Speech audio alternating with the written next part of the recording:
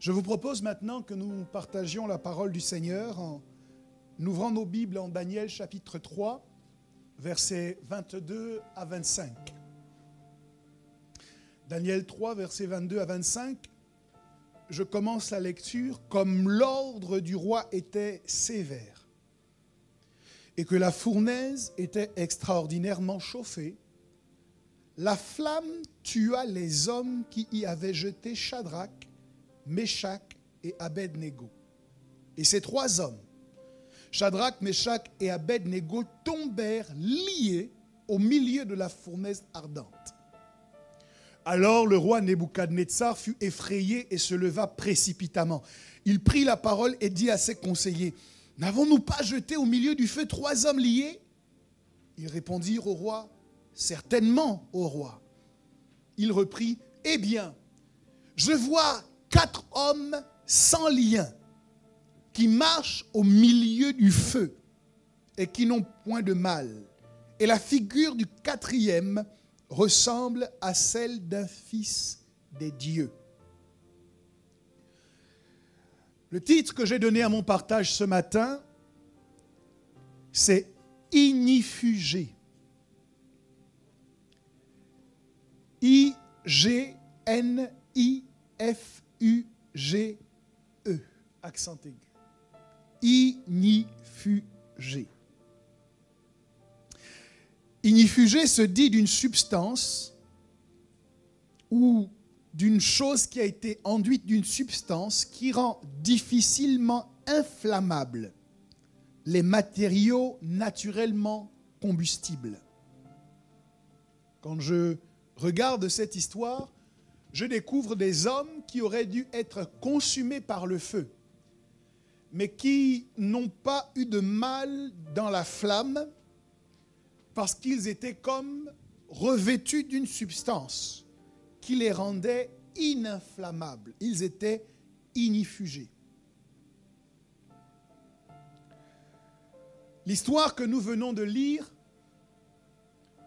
pour être mieux comprise, nécessite que nous remontions un peu plus haut dans notre lecture. Pour comprendre qui sont Shadrach, Meshach et Abed-Négo, il faut consulter le premier chapitre du livre de Daniel, qui nous explique que pendant le règne de Joachim, Nebuchadnezzar a marché avec succès sur Jérusalem. Il a pris les ustensiles du temple de Dieu et il a également capturé un certain nombre de personnes qu'il a ramenées avec lui dans son empire. Au nombre de ces personnes, il y avait Daniel, Shadrach, Meshach et Abed-Négo, ce sont les noms qu'on leur a donnés. Daniel et ses 3 compagnons ont donc été emmenés à la cour du roi dans le but d'être formés, d'être nourris à sa table pour qu'ils soient à son service 3 ans plus tard. 3 ans plus tard, le roi fait un rêve et il demande à tous les sages de son royaume non seulement de lui dire le rêve qu'il a fait, mais également de lui en donner la signification. Tous les magiciens de Babylone lui expliquent qu'ils seront en capacité de lui donner la signification du rêve si le roi veut bien leur dire au préalable quel est le rêve qu'il a fait. Face à cette doléance, le roi s'énerve et décide de mettre à mort tous les astrologues, tous les devins, tous les sages du royaume. On appelle Daniel, qui par la grâce de Dieu réussit à percer le secret de ce mystère et va relater au roi non seulement le rêve qu'il a fait, mais lui donner également la signification de ce songe. À la suite de quoi, le roi va donner à Daniel une abondance de richesses, va l'élever dans son royaume, va lui donner des postes très importants, et Daniel va négocier avec le roi pour que Shadrach, Meshach et Abed-Négo, qui étaient ses compagnons, exercent l'autorité sur la province de Babylone. Quand on étudie cette histoire, Daniel se détache comme le leader naturel de ce groupe de déportés. Et j'apprends à travers son leadership que le leadership selon Dieu conduit le leader à se préoccuper de la progression de ses compagnons. Daniel ne s'est pas occupé de lui seul et de lui-même. Mais alors qu'il était en train d'être élevé, Daniel a pensé à Shadrach, Meshach et Abed-Nego. Cela va complètement à l'inverse, à l'encontre de ce que notre société met à l'honneur. Dans cette société individualiste où chacun ne s'occupe que de lui-même, que chacun défend ses propres intérêts, Dieu ouvre nos yeux sur une autre façon de faire, une manière d'agir où celui qui est en position d'autorité utilise son évolution, sa promotion pour construire ceux qui sont sous sa responsabilité. Que Dieu vous accorde d'être ce type de leader, de ceux qui ne sont pas égoïstes et tournés uniquement vers eux-mêmes et vers leurs intérêts, mais qui ont à cœur les intérêts des autres. Jésus nous dira que le plus grand parmi vous, c'est celui qui se mettra au service des autres. Et je souhaite que dans notre assemblée, nous mettions à l'honneur cette déclaration de Jésus en étant au service les uns des autres. Lorsque nous comprenons cette logique, nous ne sommes pas jaloux ou en colère lorsque notre leader est emmené à progresser. Parce que nous découvrons que la progression de notre leader annonce également notre propre bénédiction. Nous découvrons que l'élévation de notre leader détermine également notre élévation. Est-ce que je parle à quelqu'un? Et donc, nous nous mobilisons autour du leadership afin que le leadership progresse, prospère et évolue, parce que nous réalisons que c'est dans l'évolution et la progression du leadership que notre bénédiction se trouve. La Bible dit en effet que l'huile est répandue sur la tête et qu'ensuite elle descend sur la barbe, elle descend ensuite sur le bord des vêtements. Ça veut dire que celui qui veut que l'huile arrive jusqu'à lui doit prier pour que l'huile soit répandue sur la tête. Le leadership selon Dieu est un leadership qui pense aux autres. Alléluia. Est un leadership qui construit les autres. Et c'est l'exemple que Daniel ici personnifie. Shadrach, Meshach et Abed-Nego arrivent donc à cette position très élevée, alors qu'à l'origine, ils ne sont que des déportés. À l'origine, ils sont des étrangers. Ils sont venus dans ce pays comme prisonniers, un peu comme Joseph. Et en l'espace de quelques années, leur statut a complètement changé.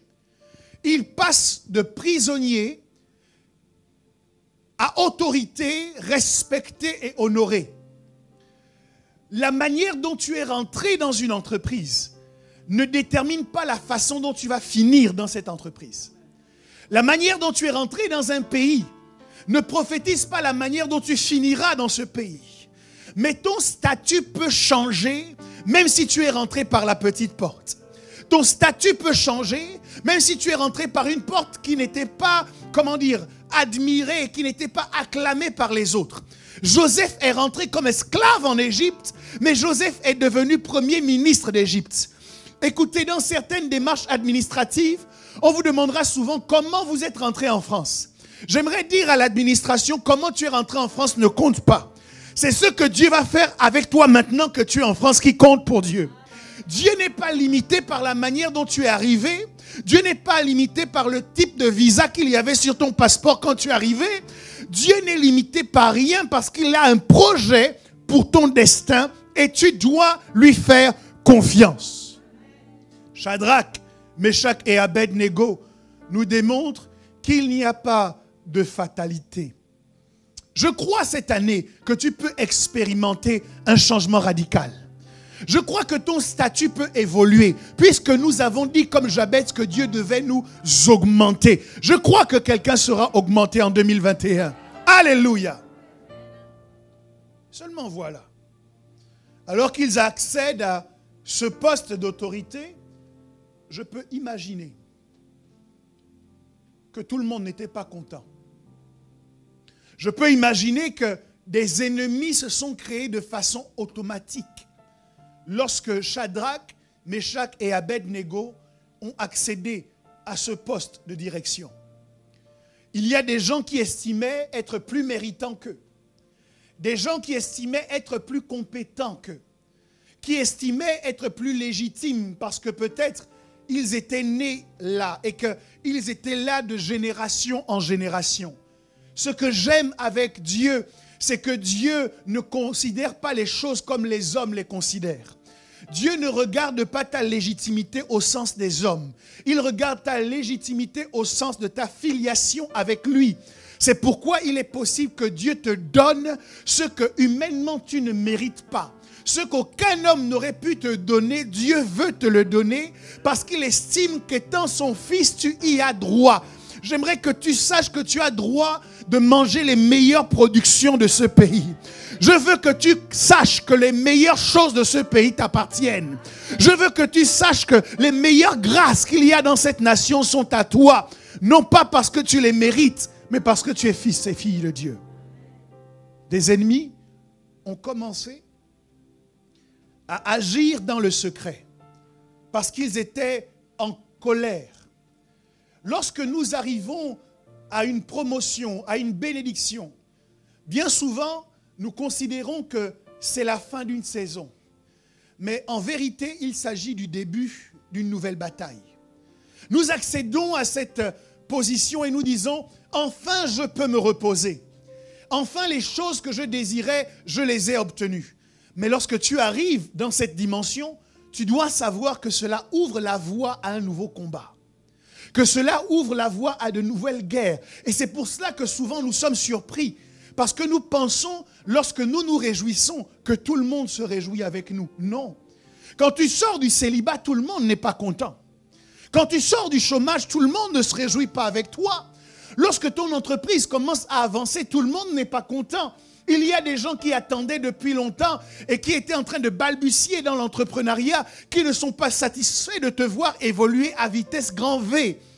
Tu dois t'attendre à ce que les combats soient encore plus intenses lorsque tu accèdes à une position d'autorité.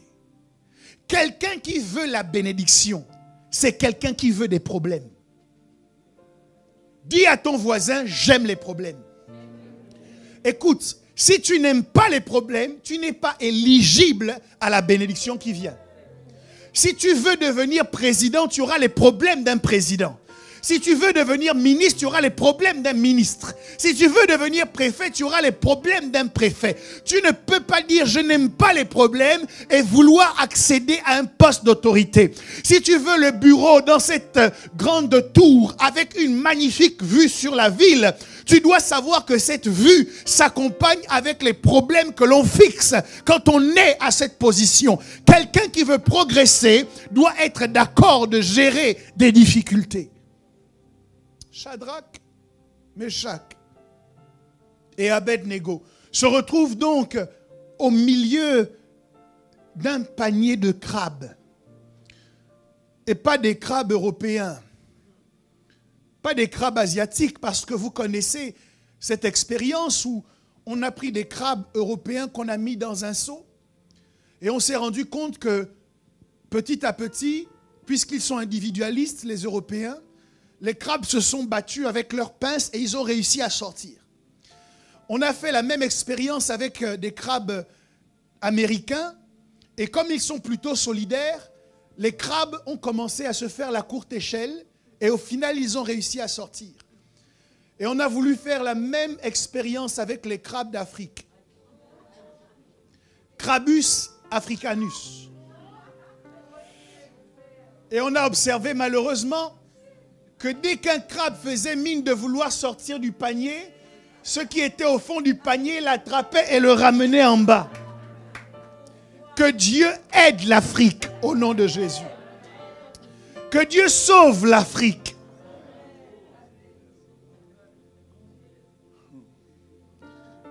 Shadrach, Meshach et Abed-Négo se sont donc retrouvés dans un panier de crabes de type Crabus africanus. Et les gens ont commencé à réfléchir. Comment on peut faire pour piéger Shadrach, Meshach et Abed-Négo? Comment on peut faire pour qu'ils tombent de leur piédestal, pour qu'ils soient détruits, pour qu'ils soient brisés, pour que leur carrière s'arrête net? Est-ce que tu sais qu'il y a des gens qui réfléchissent tous les jours à comment ils peuvent te détruire? Que Dieu te sécurise, que Dieu te protège. Il y a des gens méchants qui réfléchissent tous les jours à comment briser ton destin.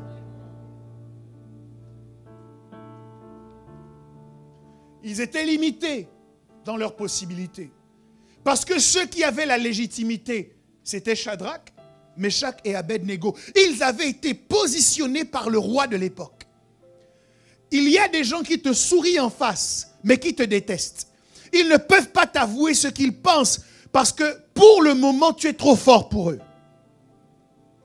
Pour le moment, tu as la légitimité. Pour le moment, tu es correctement positionné. Mais leur sourire ne signifie pas qu'ils t'aiment. Ils attendaient le bon moment. Jésus dit ceci: je vous ai donné le pouvoir de marcher sur les serpents, les scorpions et sur toute la puissance de l'ennemi. Et j'ai réfléchi il y a peu en me demandant pourquoi Jésus, pour parler de la puissance de l'ennemi, choisit justement de parler des serpents et des scorpions. Il y a des animaux qui sont plus impressionnants que les serpents. Le lion est plus impressionnant que les serpents et les scorpions. L'éléphant est beaucoup plus volumineux qu'un scorpion. Le scorpion, c'est une toute petite chose. Qu'est-ce qui fait le lien entre un serpent et un scorpion? Les deux partagent en commun le fait d'avoir du venin. Les gens qui vous combattent dans le secret savent qu'ils ne peuvent pas vous affronter de face. Et ils utilisent un outil vicieux qu'on appelle le venin. Ils vont utiliser leur bouche pour aller raconter des mauvaises choses autour de vous parce qu'ils ne peuvent pas soutenir votre regard en face. Mais si vous ne faites pas attention, le venin peut avoir pour résultat de mettre à mort un lion. Le venin peut avoir pour résultat de mettre à mort un ours. Petit comme ça, mais tellement dangereux. Alors, ils sont allés voir le roi et ils ont commencé à lui dire, après qu'il ait élevé une statue de 30 mètres de haut et de 3 mètres de large, complètement en or, alors qu'il demandait que tout le monde se prosterne devant sa statue. Ils sont allés le voir. Ô roi, n'as-tu pas dit que tout le monde doit se prosterner devant ta statue? Sache, ô roi, qu'il y a des Juifs au milieu de nous qui ne font aucun cas de toi. D'ailleurs, lorsque la musique a retenti et que tout le monde s'est prosterné, eux, ils ont refusé de se prosterner. À ce moment, j'identifie une première catégorie, ce que j'appelle les informateurs. Il y a dans les organisations humaines des gens dont c'est le travail d'être des informateurs. Ils auront toujours quelque chose à dire à ton sujet. En règle générale, soit cette chose est fausse, et si elle est vraie, elle est forcément à ton désavantage. Ils sont allés voir le roi pour parler en mal de Shadrach, Meshach et Abed-Négo parce qu'ils jalousaient leur position. Le roi se met en colère, appelle Shadrach, Meshach et Abed-Négo et leur demande: est-ce que c'est de façon délibérée que vous ne vous êtes pas prosternés? Maintenant, tenez-vous prêts. La musique va retentir. Si vous ne vous prosternez pas, vous serez jetés dans la fournaise ardente. Et qui vous délivrera de ma main? Demande à ton voisin, qui te délivrera? C'est cette question qui a suscité toute ma réflexion. Cette question, qui vous délivrera, m'a longuement fait réfléchir aux besoins que nous avons dans nos cœurs et que nous partageons tous autant que nous sommes. Le besoin d'être protégé, le besoin d'être sécurisé. D'ailleurs, la prière de Jabez que nous étudions en ce moment comporte en son sein une phrase, après avoir demandé à Dieu sa bénédiction, après avoir demandé que Dieu augmente ses possessions, Jabez dit à Dieu, accorde-moi ta protection. La protection, la sécurité est le besoin de tout un chacun. La pyramide de Maslow fait état d'une catégorie de motivation qui arrive en deuxième position, juste après les besoins physiologiques. Après le besoin de manger, de se vêtir, ce qui arrive directement comme motivation chez l'homme, d'après les études d'Abraham Maslow, c'est le besoin de sécurité. Les besoins de sécurité proviennent de l'aspiration de chacun d'entre nous à être protégé physiquement et moralement.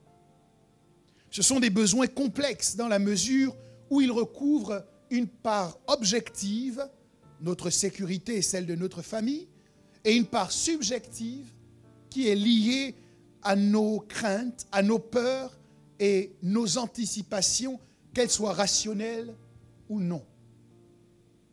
Cette catégorie de besoins est d'autant plus actuelle que selon le constat que vous ferez avec moi, le monde d'aujourd'hui fait de plus en plus peur. D'où que nous tournions le regard, des raisons de nous inquiéter se multiplient sous nos yeux. On nous parle de terrorisme, de changement climatique majeur, les incertitudes politiques, les défis concernant notamment l'éthique, ce que permet la science et ce que la science ne devrait pas se permettre. Où que nous tournions le regard, nous trouvons des raisons d'avoir peur lorsque nous envoyons nos enfants à l'école et que nous ne sommes pas rassurés quant aux motivations de leurs enseignants. Lorsque nous prenons le volant de notre voiture, nous sommes sûrs de notre façon de conduire, mais pas de la conduite des autres. Lorsque nous prenons le métro, nous ne savons même pas qui est au volant, qui est aux commandes de ce train que nous empruntons.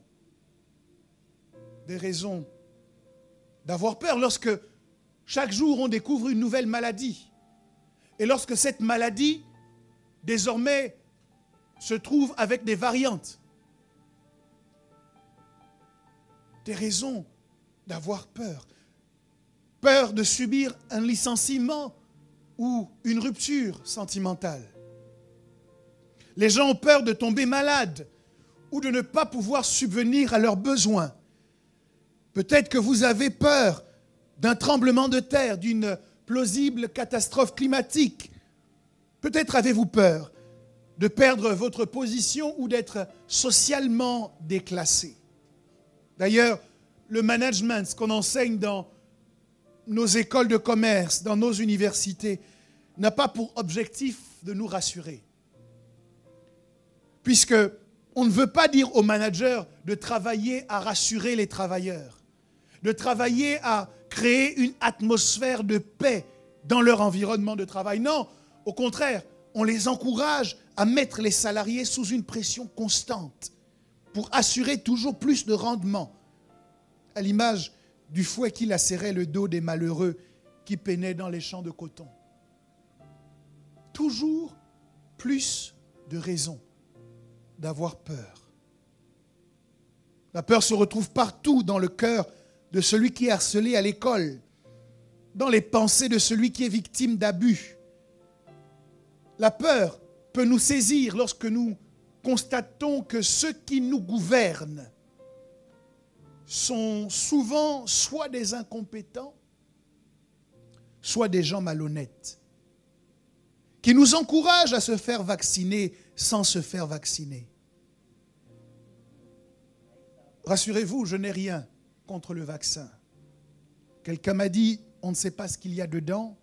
Je lui ai demandé, et le vaccin contre le tétanos, savais-tu ce qu'il y avait dedans? Et le Doliprane, sais-tu ce qu'il y a dedans? Je n'ai rien contre le vaccin. Mais les différentes contradictions de nos gouvernants ne nous rassurent pas. Elles ajoutent aux angoisses, à l'atmosphère délétère qui prévaut aujourd'hui dans la société. Cette angoisse vient contrecarrer, s'opposer à ce besoin gravé au plus profond de nous d'être enfin rassurés. Nous voulons être rassurés. Nous aspirons à plus de sérénité. Nous voulons vivre la paix dans tous les domaines de nos vies.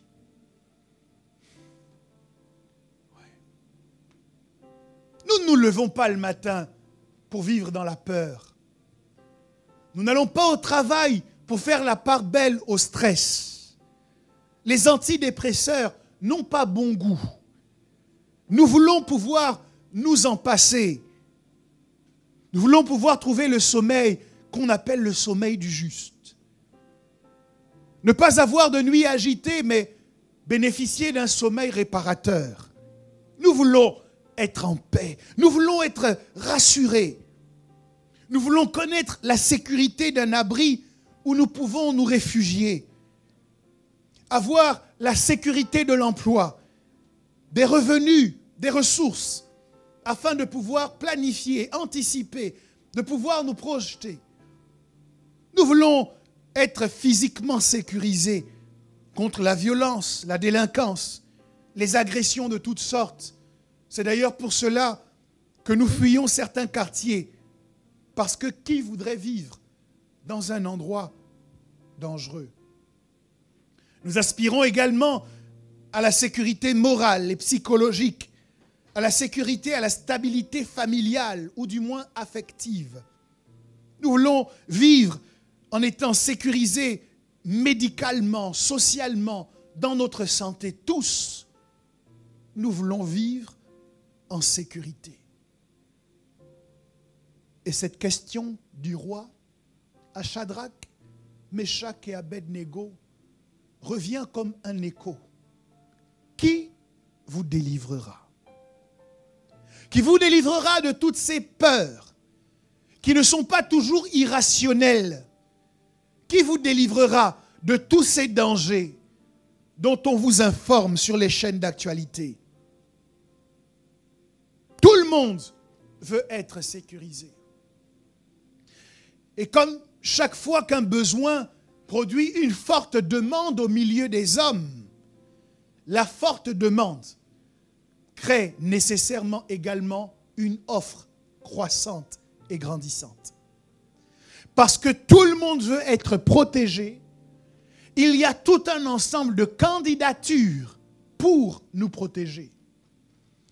Parce que tout le monde veut être sécurisé, il y a tout un ensemble de choses qui se proposent de nous sécuriser. C'est comme si nous avions publié un profil, une demande d'embauche, et que nous devenions des recruteurs et qu'à notre porte se pressait tout un ensemble de candidats qui veulent répondre à la question de Nebuchadnezzar. Qui vous délivrera? Qui vous protégera?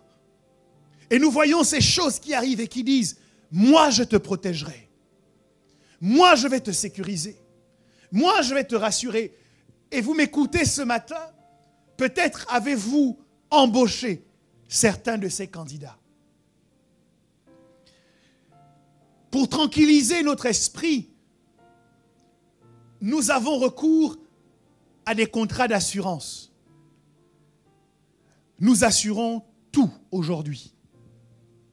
J'ai entendu que certains artistes sont en capacité de faire assurer leurs jambes.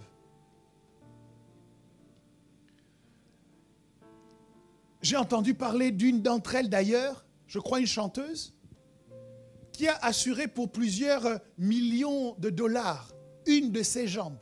En fait, elle a assuré ses 2 jambes et on a dû réduire le montant de la prime pour la deuxième parce qu'il y avait une petite cicatrice.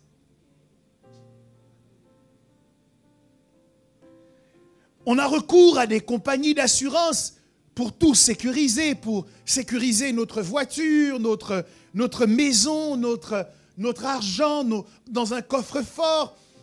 Nous avons recours aux compagnies d'assurance, nous avons recours aux services de télésurveillance pour nous rassurer lorsque nous allons sur Internet.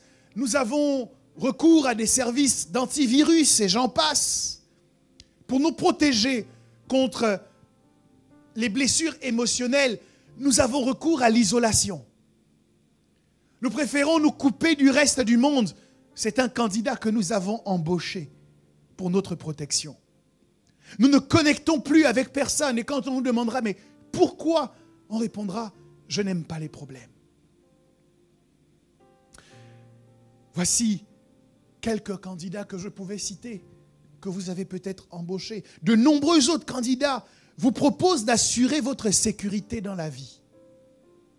Et pour savoir lequel vous avez embauché, il vous suffit de vous demander aujourd'hui, et c'est la question que je vous pose, qu'est-ce qui vous sécurise? Vous qui vous sentez en sécurité aujourd'hui, qu'est-ce qui vous fait vous sentir en sécurité? Je ne parle pas des religieux qui me donneront une réponse bien chrétienne de chez nous. Je parle à des hommes, à des femmes qui peuvent réfléchir honnêtement et se demander avec transparence, qu'est-ce qui fait que vous vous sentez en sécurité? Il y a des pseudo-protecteurs que je veux vous présenter. Peut-être que vous les reconnaîtrez.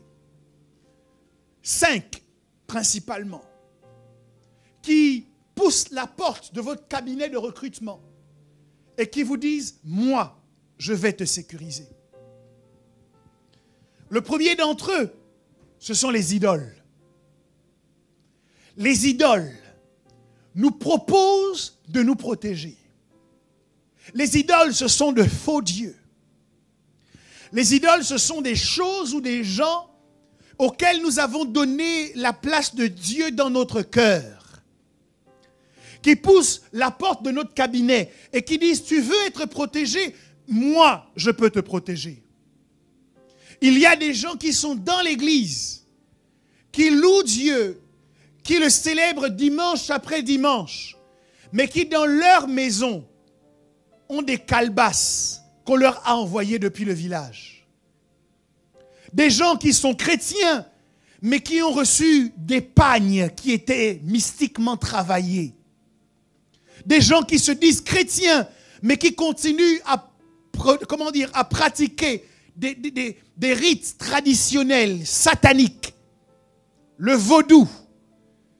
J'ai entendu parler de ceux qui, désormais, adorent les anciens dieux égyptiens. Ils vont à l'église, mais ils ont dans leur maison des gris-gris. Peut-être qu'ils les ont même ici avec eux aujourd'hui. Des gens qui vont à l'église, mais qui en même temps sont en alliance avec la franc-maçonnerie, la Rose-Croix et tous ces cercles ésotériques. Je veux vous dire clairement au nom de Jésus que Jésus n'est pas pour le mélange. Jésus ne mélange pas. Jésus ne partage pas sa propriété sur notre vie. Jésus n'accepte pas de faire copain-copain avec les démons. Jésus n'accepte pas de partager la place sur le trône de notre cœur avec des activités de sorcellerie. Et si vous entendez le son de ma voix et que vous êtes dans cette situation, dans le nom de Jésus, je vous en conjure, débarrassez-vous de ces reliques, débarrassez-vous de ces choses qu'on vous a envoyés, soi-disant pour vous protéger, soi-disant pour vous donner de la chance, car ces choses ne servent à rien si ce n'est à tirer sur vous la malédiction. Rachel protégeait les idoles de Laban, son père, et à cause de cela, elle a été frappée de stérilité et d'une mort subite. Tu ne peux pas servir Dieu et continuer à consulter les féticheurs. Tu ne peux pas servir Dieu et continuer à consulter les astrologues, les voyants. Tu ne peux pas servir Dieu, aller chez les sophrologues. Tu ne peux pas servir Dieu et aller chez les marabouts. Tu ne peux pas servir Dieu et aller chez les diseurs de bonne aventure. Ce n'est pas compatible. Tu ne peux pas servir Dieu et pratiquer le yoga. Tu ne peux pas servir Dieu et pratiquer le bouddhisme. Tu ne peux pas servir Dieu et pratiquer toutes ces techniques orientales de méditation. Ce n'est pas compatible. Jette ton tapis de yoga, même si tu l'avais acheté cher. Détruis tes CD, même si tu les avais achetés cher. Jésus ne veut pas te partager. En parlant de ces hommes et de ces femmes qui se créent de faux dieux en allant donner leur or à des idoles. J'ai toujours été à des orfèvres pour en avoir des idoles. J'ai toujours été choqué de voir la facilité avec laquelle les Israélites sont allés enlever les bracelets des pieds de leurs enfants, des bras de leurs enfants, les boucles d'oreilles de leurs femmes pour les donner à Aaron pour qu'il en fasse un veau d'or. Quand il fallait faire le veau d'or, personne ne s'est plaint. Quand il faut donner ton argent à une idole, tu ne te plains pas. Mais quand il faut te déposséder de ton or pour le seul vrai Dieu, là ça commence à devenir un problème. Ça m'embrouille. Le gars, il donne son argent à des idoles, à des stars de ce monde, qui ne sont pas mortes pour lui, qui n'ont pas donné leur vie pour lui, qui ne connaissent même pas son existence, mais il est là pour dépenser de l'argent. Concert à 150 €, il paye. Mais quand il s'agit de suivre une formation biblique à 20 €, il rechigne. C'est pas ici, c'est ailleurs. Mais toi, quand tu payes, il te fait des problèmes. Ça m'embrouille. Ésaïe 46 au verset 7 dit, au sujet de ce Dieu qu'ils se sont fait, de ce faux Dieu, ils le portent, ils le chargent sur l'épaule, ils le mettent en place et il y reste. Il ne bouge pas de sa place. Puis, on crie vers lui, mais il ne répond pas. Il ne sauve pas de la détresse. Les idoles ne sauvent pas de la détresse. Les idoles ne sauvent pas de la détresse. Les traditions africaines, les traditions européennes, la superstition, les traditions celtes, les traditions gaéliques ne sauvent pas de la détresse. Jésus seul. Jésus seul. Jésus seul. Je me souviendrai toujours de cette histoire d'une femme qui était allée voir un marabout, un féticheur, qui lui avait concocté une protection très puissante. Très, très puissante. Je dis vraiment, cette protection est très puissante. Elle te protégera de toutes les attaques, de toute forme de sorcellerie. C'était une sorte de ficelle avec des amulettes qu'elle était censée nouer autour de sa taille. Pendant que la Bible te dit de mettre à terrain la ceinture de vérité, on te dit d'aller mettre des ficelles mystiquement travaillées. Mais le féticheur lui avait donné une seule instruction. Il a dit simplement, la seule contre-indication, c'est que cette ficelle-là ne doit pas se mouiller. Si l'eau la touche, elle va perdre son pouvoir. Donc voici la femme qui a noué sa protection et qui se déplace en se sentant tellement bien protégée. Et alors qu'elle attend le taxi, la pluie éclate. De ce type de pluie que l'on connaît dans certains pays d'Afrique centrale. Et nous voyons maintenant cette dame qui était en train de protéger la protection. Les idoles ne protège pas. Et donc, un deuxième candidat qui vient vous proposer de vous protéger, c'est l'homme. Les êtres humains, parfois suscitent tellement de confiance, tellement d'adhésion, que nous croyons en eux pour assurer notre protection. Mais je dois vous dire la vérité. L'homme ne protège pas. Qu'est-ce qui te sécurise? Est-ce que tu te sens protégé parce que tu es bien marié? L'homme ne protège pas. J'ai été exposé à ça personnellement. Lorsque j'ai accompagné ma femme aux urgences, elle se plaignait de douleurs atroces au ventre. Je n'avais jamais vu ma femme souffrir autant.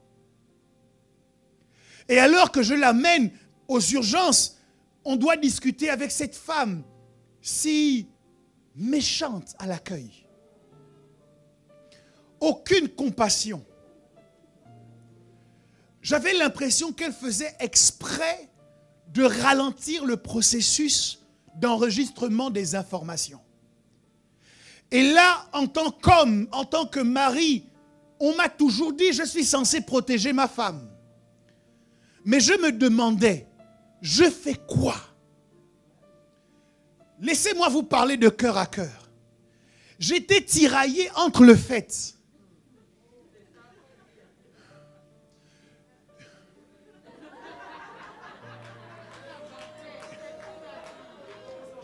d'introduire ma main par le trou qui était fait dans la vitrine, parce qu'il y avait une vitrine de protection.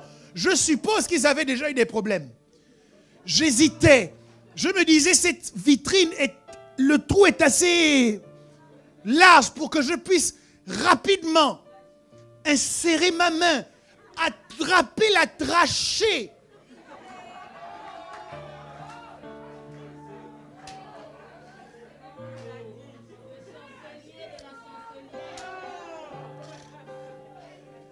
Et pendant que je réfléchis à ça, je dis, mais en même temps, c'est eux qui vont traiter ma femme. J'étais tiraillé, je disais, mais Seigneur, je fais quoi? Je regarde la dame à travers la vitre, elle m'énerve. Je regarde ma femme, elle souffre. Je me regarde, on m'a dit, c'est toi qui dois la protéger. J'ai dit, mais Seigneur, je m'en sors comment? Et j'ai compris encore une fois que l'homme ne peut pas protéger. Si nous n'avons pas Dieu dans cette nation, si nous n'avions pas le Seigneur dans nos tribulations, aucune relation ne pourrait nous protéger. Aucun homme ne peut nous sécuriser. Mesdames, vous qui comptez sur vos hommes, ils feront ce qu'ils peuvent, mais ce qu'ils peuvent, ce n'est pas grand-chose. Enfants, vous qui comptez sur vos parents, ils feront ce qu'ils peuvent, mais ce qu'ils peuvent, ce n'est pas grand-chose.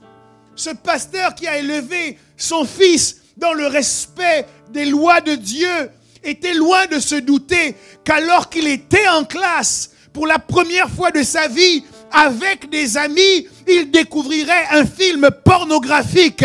Il a gardé son enfant loin de toutes ces saletés, mais elles sont allées le trouver à l'école. Qui veille sur nos enfants quand ils sont à l'école? Ce n'est pas nous.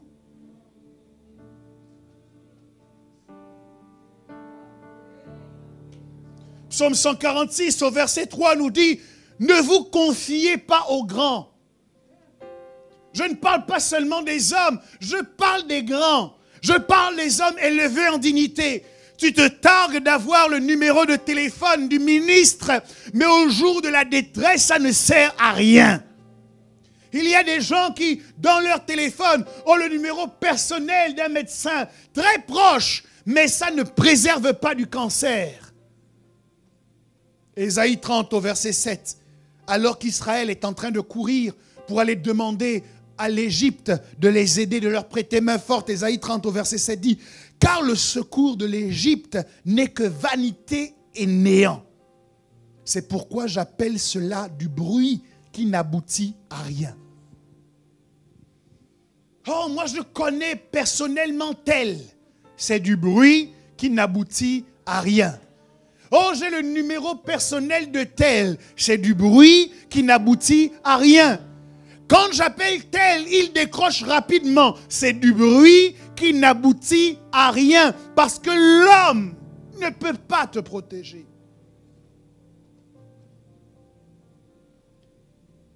Troisième candidat. La richesse. L'argent. L'argent est un candidat. L'argent te dit, embauche-moi, possède-moi et je vais te sécuriser. Possède-moi et je vais te protéger. Et certains d'entre vous, vous vous sentez en sécurité parce que vous avez de l'argent sur votre compte bancaire. Quand je travaillais à la banque, on parlait de l'épargne de précaution. Tu mets de l'argent de côté par précaution. Parce que si jamais il y a quelque chose qui se passe, cet argent est censé te venir en aide. Allez le dire à toutes ces personnes riches qui meurent sur un lit d'hôpital, qui sont sur une liste d'attente pour une greffe de rein qui n'arrive jamais. Il y a certaines applications bancaires d'ailleurs qui vous donnent accès à une jauge. Lorsque vous avez atteint un certain montant, l'aiguille penche vers le vert. Et lorsque vous êtes en deçà d'un certain montant, l'aiguille penche vers le rouge. Oui, je sais, beaucoup d'entre vous, vous ne la voyez toujours qu'en rouge. Que Dieu vous aide, puisqu'il y a en Jésus de l'espace pour le changement. Que Jésus change aussi la couleur de votre application bancaire. Vous aussi, vous devez voir le vert. Il t'emmènera dans de verts pâturages. Qui te donne de voir aussi ce qui est vert plutôt que ce qui est rouge. Parce que l'Éternel est mon banquier. Je ne manquerai de rien.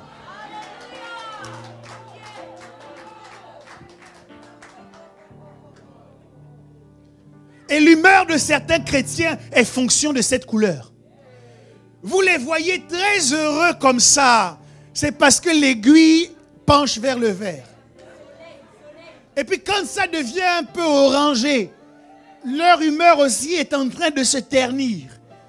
Et quand ça bascule dans le rouge, ils sont malheureux, découragés, démotivés. Ils ne veulent plus prier. Avant, ils t'appelaient mon père. Désormais, ils t'appellent pasteur.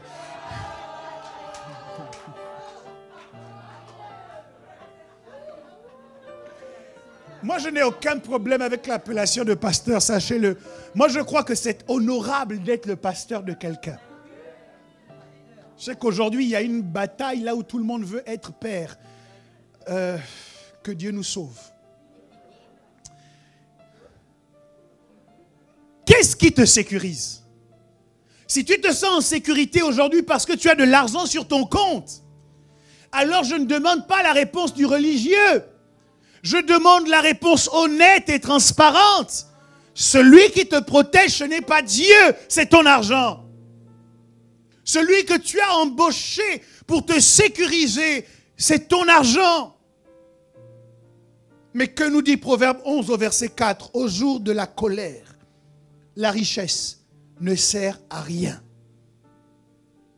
Mais la justice délivre de la mort. Au verset 28, il continue en disant: celui qui se confie dans ses richesses tombera, mais les justes verdiront. Tu as vu verdiront, comme le feuillage.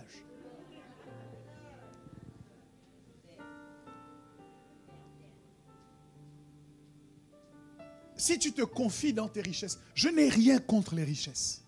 Je n'ai rien contre l'argent. Moi, je pense que c'est bien d'en avoir.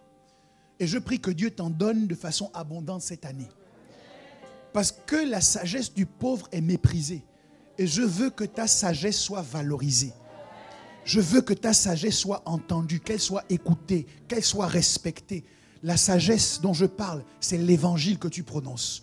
Que l'évangile que tu prêches soit écouté, soit honoré, soit valorisé. Et ça passe aussi, pas toujours, mais ça passe aussi chez certaines personnes par ta prospérité financière.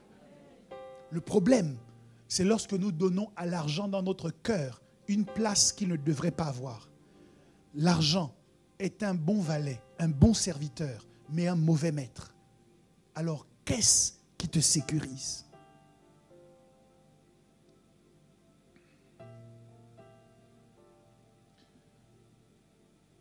Je vais lier les deux derniers points qui demandent à être embauchés. L'armée et les chevaux.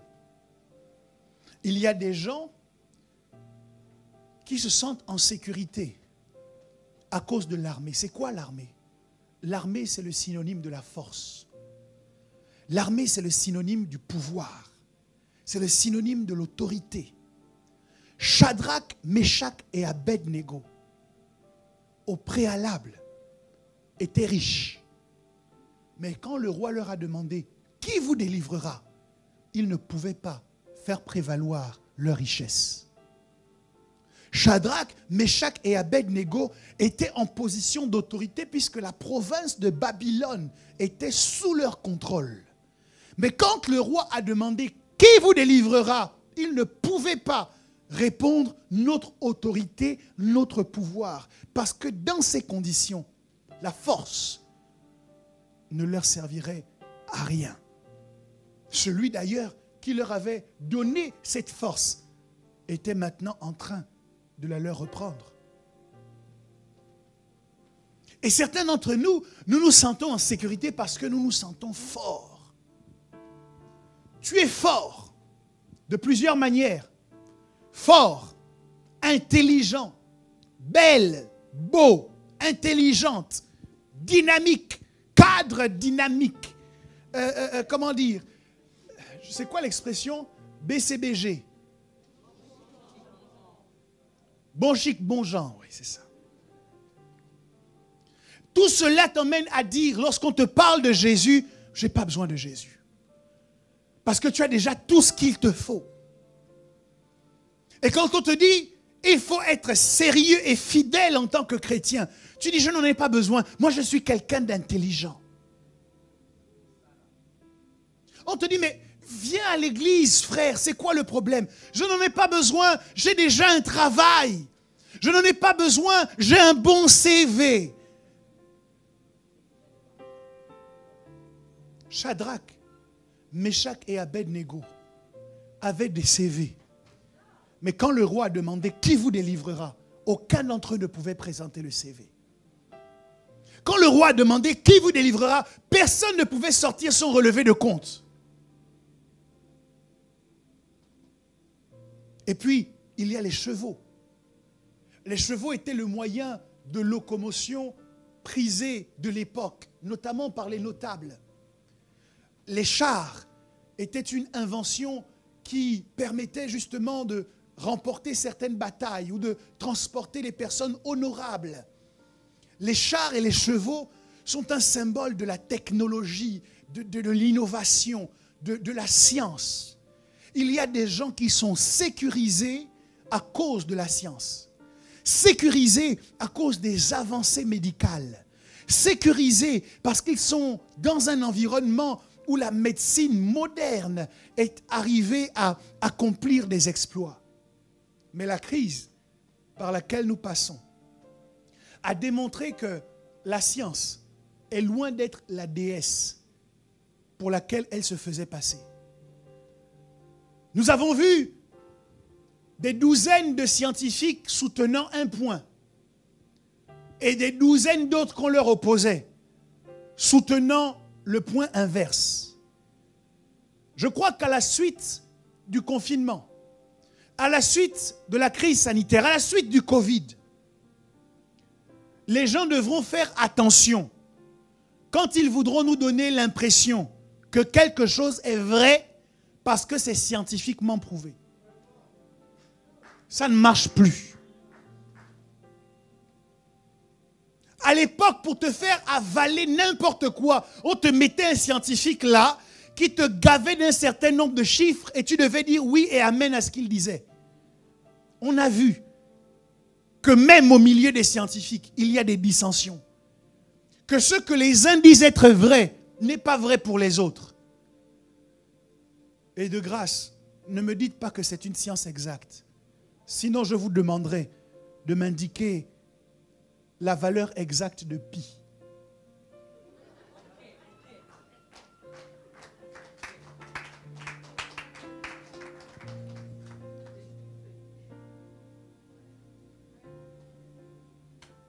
Certains s'appuient sur leurs chars, d'autres s'appuient sur leurs chevaux.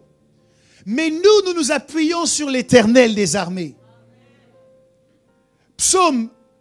Proverbe 21 au verset 31 dit, le cheval est équipé pour le jour de la bataille, mais la délivrance appartient à l'Éternel.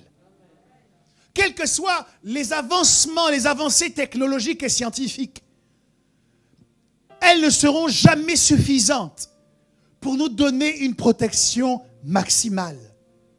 Alors, maintenant que je vous ai présenté ces différents candidats, je les ai convoqués sous vos yeux à un crash test. Je veux leur faire passer le crash test pour savoir si ces différents candidats peuvent faire l'affaire pour vous protéger. Je convoque les idoles à un crash test et j'ouvre ma Bible pour découvrir qu'un jour, Élie le prophète, fatigué de voir Israël aller vers les dieux de Baal, des idoles, a rassemblé les 400 prophètes sur la montagne du Carmel. Il était désireux que cette affaire se règle définitivement. Et il a demandé au prophète de Baal d'ériger un autel en disant, si votre Dieu peut répondre par le feu, alors ce Dieu-là sera le vrai Dieu. Le crash test qu'Élie a proposé au prophète de Baal était le crash test du feu. Les prophètes ont invoqué.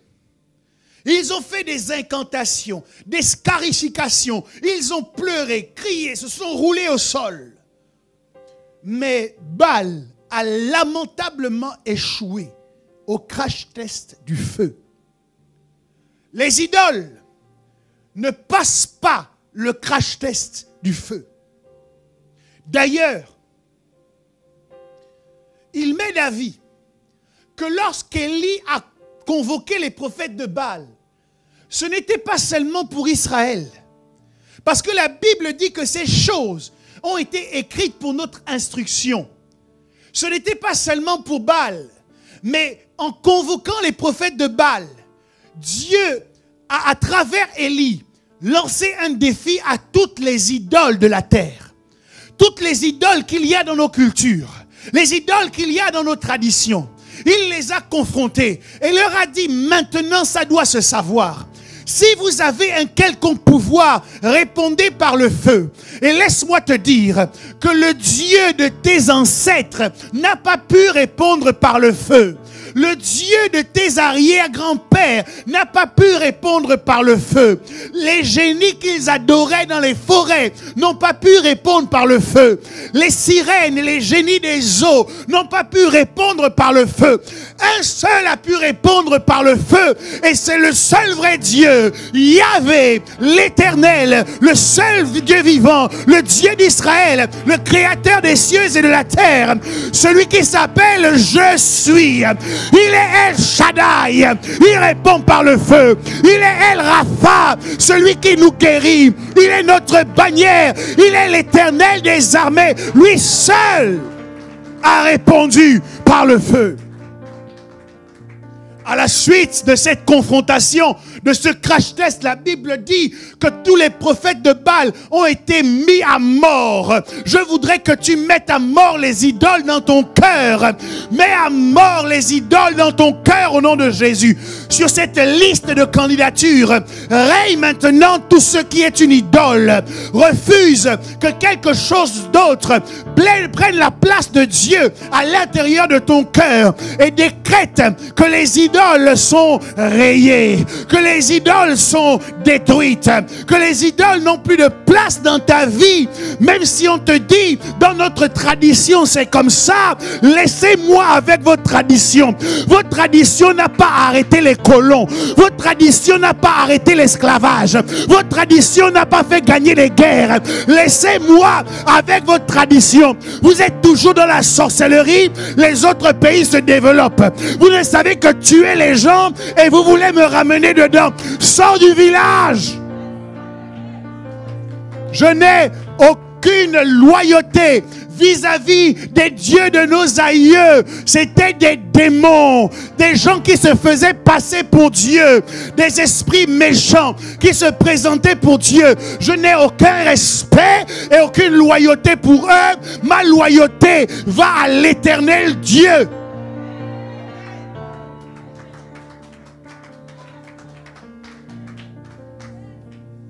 Avant d'être utilisé par Dieu, Gédéon a dû détruire le poteau sacré de la maison de son père. Refuse que ta loyauté, ton adoration, refuse que ton argent serve au Dieu de bois. On te dit non, pour faciliter ta vie en Europe là-bas, envoie un peu d'argent pour qu'on aille faire un sacrifice. Toi, tu es chrétien. Et tu prends l'argent que tu as travaillé pour l'envoyer au village.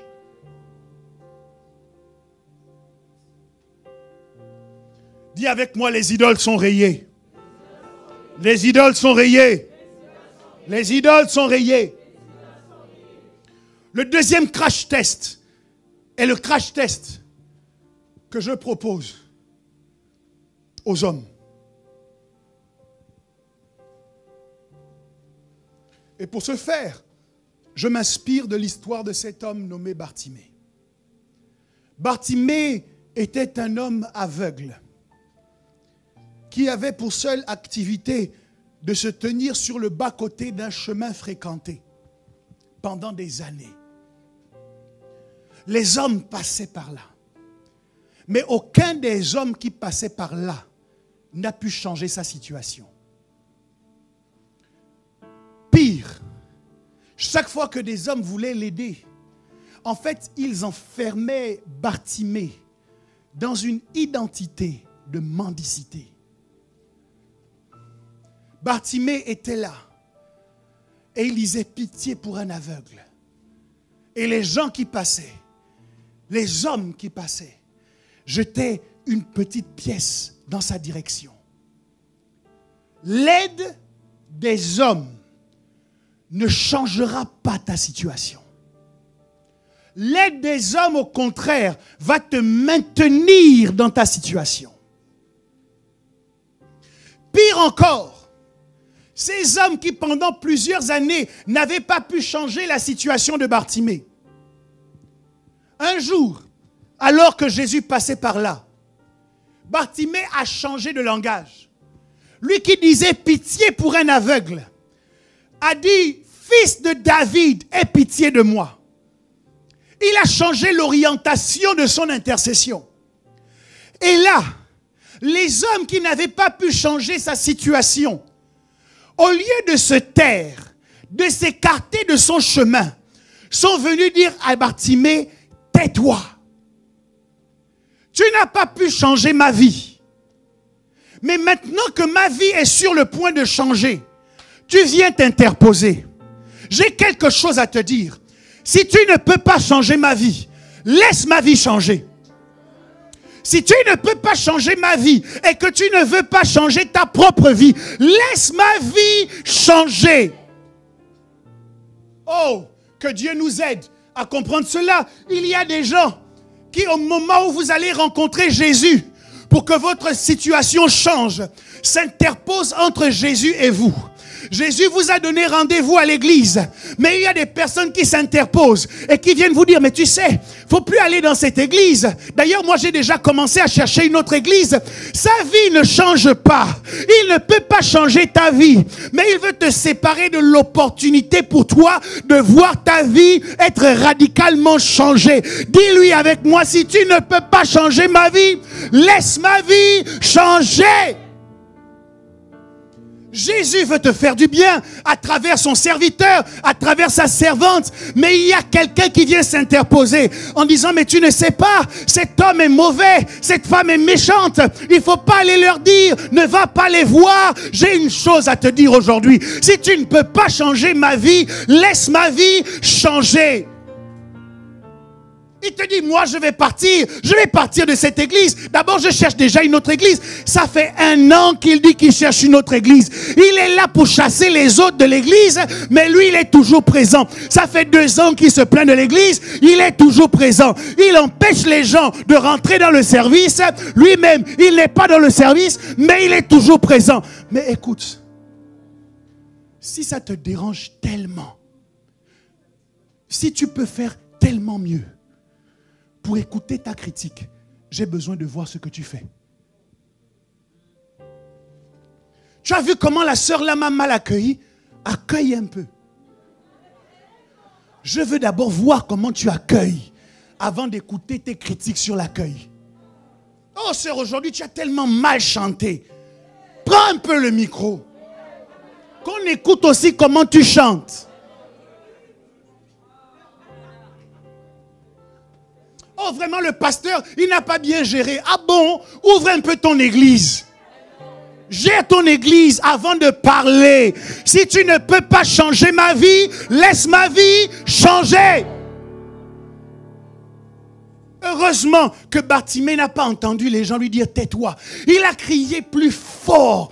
Je veux aider quelqu'un aujourd'hui en disant crie plus fort. Si tu sais que ton cri va dans la bonne direction, si ton cri va vers Jésus, alors crie jusqu'à ce que Jésus te réponde. Pourquoi tu vas te contenter de la réponse des hommes alors que ce n'est pas aux hommes que tu es en train de parler? Tu es en train de parler à Jésus. Alors ne t'arrête pas de le chercher. Ne t'arrête pas de crier à lui tant que tu ne l'as pas entendu te répondre. Quelqu'un me donne un bon amen.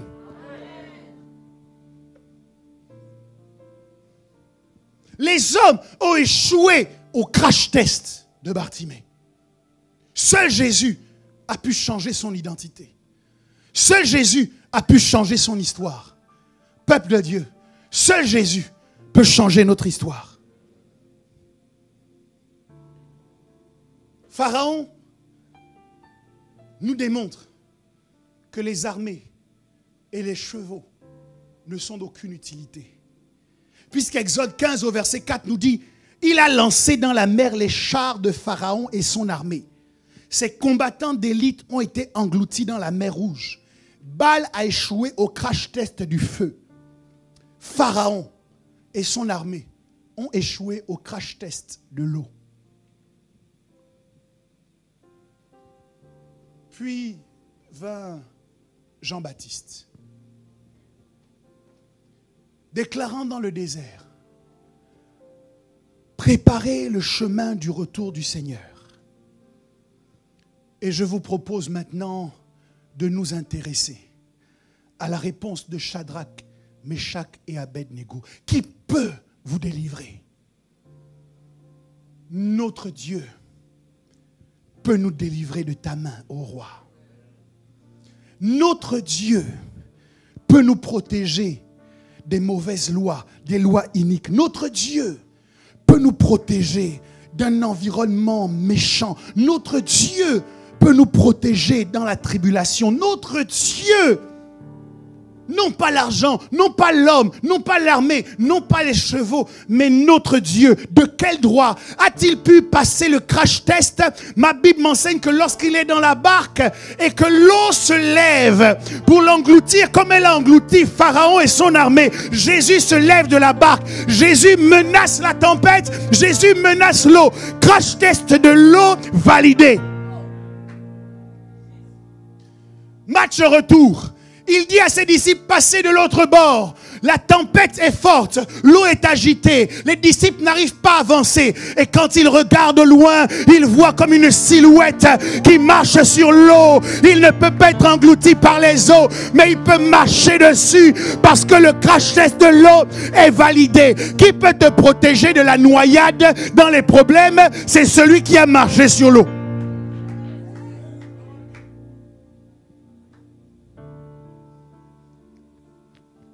Deuxième crash test, le feu.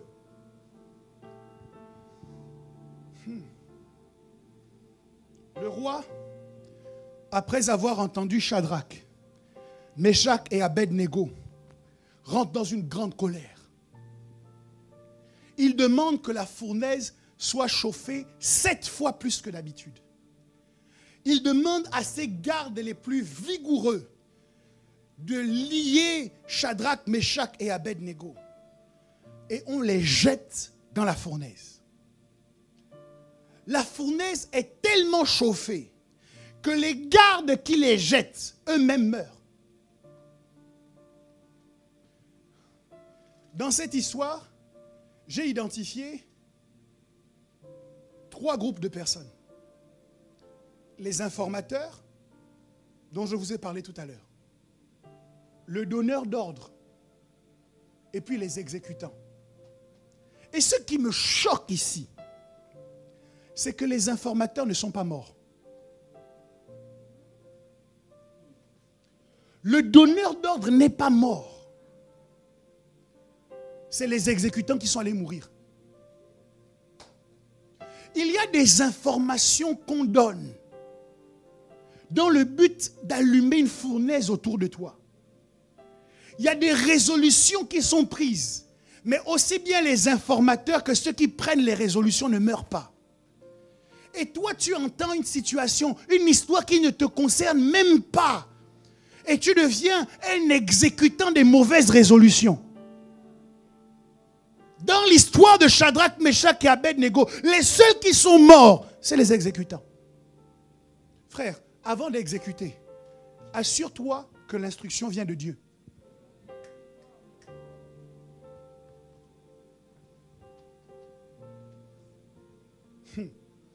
On saisit Shadrach, Meshach et Abed-Nego et on les jette liés dans la fournaise. Le crash test de l'eau avait déjà été passé. Il manquait le crash test du feu.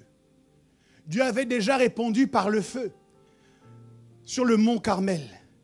Mais il fallait un acte double. La Bible dit que le roi commence à regarder avec inquiétude ce qui se passe dans la fournaise.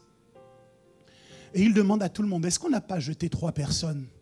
On lui dit si. Il dit, mais je vois finalement qu'il y en a 4. Et puis le 4e a l'apparence d'un fils de Dieu. Jésus peut te protéger du feu parce que Jésus a marché dans le feu. Jésus a marché dans la flamme et la flamme ne lui a rien fait.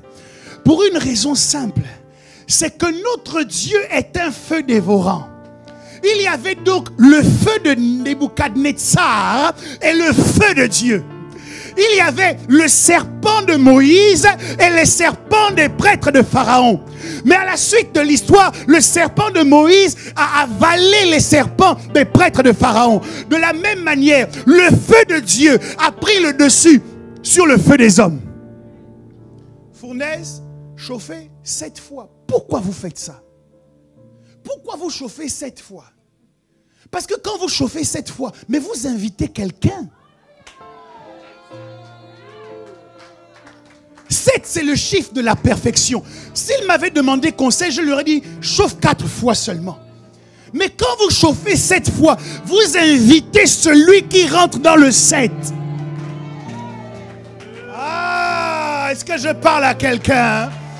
Peut-être que les problèmes par lesquels tu passes semblent être des problèmes irrésolvables. C'est comme une fournaise parfaitement chauffée. Mais c'est parce qu'elle est parfaitement chauffée que le parfait des parfaits va descendre dedans. Jésus est venu marcher au milieu de la flamme. Et la précision du roi, c'est que Shadrach, Meshach et Abed-Nego sont rentrés dans le feu. Ils étaient liés. Impossible pour eux de se déployer et de se déplacer. Mais curieusement, quand ils regardent, ils voient des gens qui sont complètement sans lien et qui marchent dans le feu. Refuse de rentrer dans la fournaise sans que rien ne change dans ta vie. Refuse de rentrer dans la fournaise pour rien. Si Dieu qui te protège a permis que l'on t'identifie, a permis que l'on te juge, a permis que l'on te jette dans le feu, c'est parce que Dieu a un plan parfait pour toi. La raison pour laquelle Dieu veut qu'on te jette, c'est afin que le feu consume les liens qu'on a mis autour de toi. On t'a lié avec des mauvais témoignages, on t'a lié avec des mauvaises paroles, on t'a lié avec des malédictions. Dieu a envie de détruire ces liens et le moyen pour les détruire, c'est le feu. Alors Dieu permet qu'il y ait un feu qui soit allumé autour de toi. Et lorsque tu y entres, peut-être que tu es inquiet en te disant, mais pourquoi Seigneur permets-tu cela? J'ai découvert, mes amis, que sans le feu, l'or ne deviendra jamais pur. Il faut que ça chauffe pour que l'or soit épuré. Tu as tellement de potentiel en toi, tellement de compétences, tellement de capacités. Mais aujourd'hui, tu es encore limité. Tu as du mal à te déployer parce que tu as peur du qu'en dira-t-on. Alors Dieu va activer une flamme dans les ondits. Il va y avoir un feu autour de ton nom. Ton nom va devenir sucré dans la bouche des gens. Pourquoi Dieu permet ça? Il permet qu'on chauffe ton nom afin que tu sois cautérisé, que dans ton cœur tu sois devenu insensible à ce que les gens vont dire. Il y a des postes que tu ne peux pas assumer dans la vie si tu crains ce que les gens diront de toi. Je n'aurais pas choisi de devenir pasteur si j'avais la moindre crainte de ce que les gens disent. Depuis que j'ai commencé, à 19 ans déjà, on racontait que je faisais de la sorcellerie. Pourquoi? Parce qu'un jour, le Saint-Esprit m'a poussé, j'ai pris ma veste, j'ai jeté sur une allée, tout le monde est tombé. On a dit c'est la magie. Bon, depuis, je ne jette plus ma veste.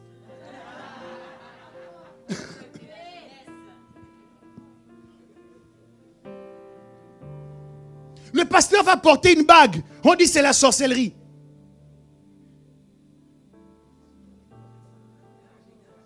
Quand tu portes une bague pour montrer que tu es marié à ta femme, ce n'est pas la magie. Tu portes une bague pour montrer que tu es marié à ton mari, ce n'est pas la magie. L'anneau pastoral, c'est simplement pour indiquer l'alliance entre le pasteur et Christ, entre le pasteur et l'église. C'est à ça que ça sert, c'est tout. C'est un symbole.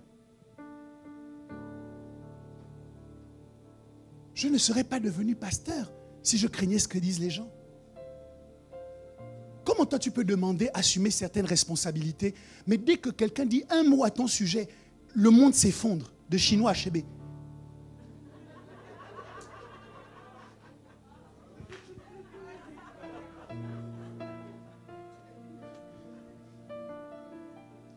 Dieu va donc allumer un feu. Qu'on parle un peu de toi. Que dis-je? Qu'on parle beaucoup de toi. Et tout ce qu'on va dire à ton sujet, souvent c'est faux. Mais les gens croient. Jacques Chirac a dit, les promesses n'engagent que ceux qui y croient. Moi je dis, les mensonges n'engagent que ceux qui y croient. Quand on vient te raconter un mensonge à mon sujet et que tu crois, tu prouves que tu ne me connais pas. Je ne m'assierai pas avec toi pour essayer de démontrer que non, on t'a menti. Si toi tu as choisi de croire, c'est que tu ne me connais pas. Alors on allume un feu. Quel est ton problème? Tu oublies de te sentir, tu ne te sens plus sécurisé quand tu manques d'argent. Dieu dit, ok, je vais t'emmener dans une situation où tu vas tellement manquer d'argent que tu n'auras pas d'autre choix que de constater que même sans argent, on peut vivre. Est-ce que je parle à quelqu'un?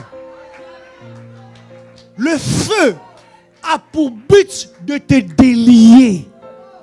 Tu peux te déployer dans une entreprise sans le capital, mais tu es encore limité dans ta pensée en disant, tant que je n'ai pas 1 million d'euros, je ne peux pas commencer. Dieu va allumer un feu pour que tu comprennes qu'on peut entreprendre avec 10 euros en compte.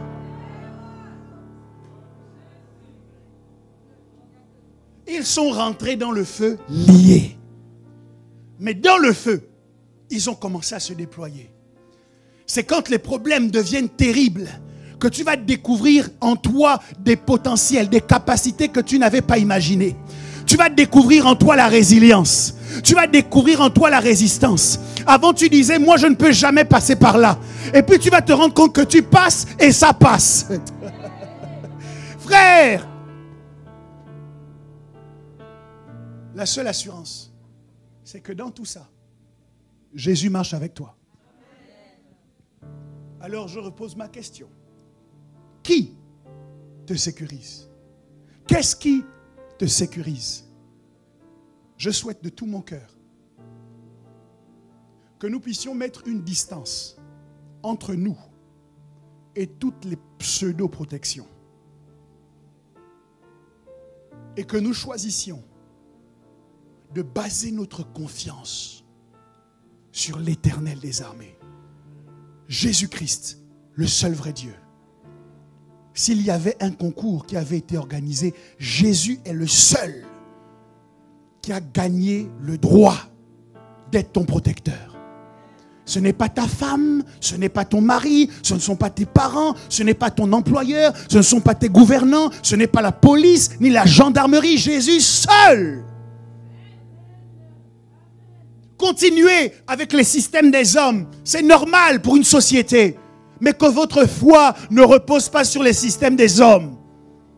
L'ambulance peut arriver en retard. Dieu n'est jamais en retard. Tenons-nous sur nos deux pieds.